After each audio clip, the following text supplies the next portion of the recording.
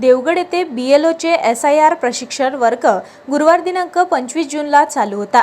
सकाळी 5 वाजता उठून शाळेत गेलेले शिक्षक परस्पर SIR प्रशिक्षणाला गेले होते।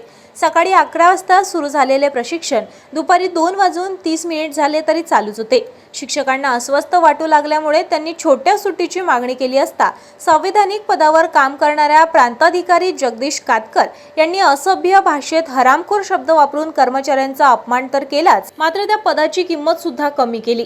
नवी पिढी घडविणाऱ्या शिक्षकांना हरामखोर म्हणणाऱ्या प्रांताधिकाऱ्यांकडे नीतिमत्ता आहे की नाही अशी विचारणा करणाऱ्या शिक्षकांना अपमानास्पद बोलून हरामखोर तू जा इथून याची सस्पेंड ऑर्डर काढा अशा अवाच्य भाषेत हेटाळणी केली आहे। BLOच्या कामासाठी गेलेल्या कर्मचाऱ्यांची नेहमीच उद्धट आणि असभ्य भाषेत वर्तन करीत असतात, त्यामुळे देवगड तालुक्यातील कर्मचाऱ्यांमध्ये नाराजी पसरली आहे।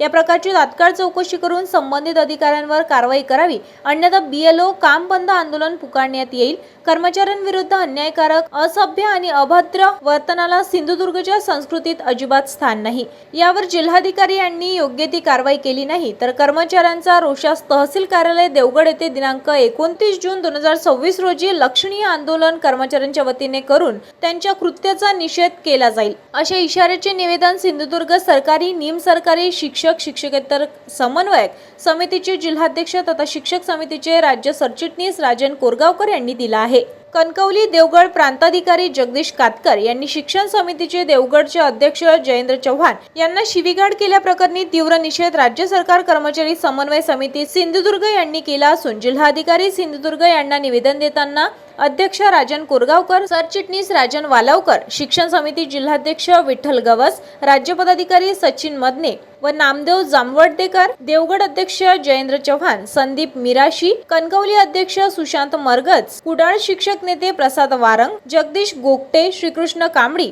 आपा सावंत, संतोष तरसे, ईश्वरलाल कदम, संजय तांबे, संतोष कुडाळकर, सचिन पवार, संभाजी पाटील आदी मान्यवर यावेळी उपस्थित होते, असे प्राथमिक शिक्षक समितीचे राज्य प्रसिद्धी प्रमुख राजेश सावरकर यांनी कळविले आहे।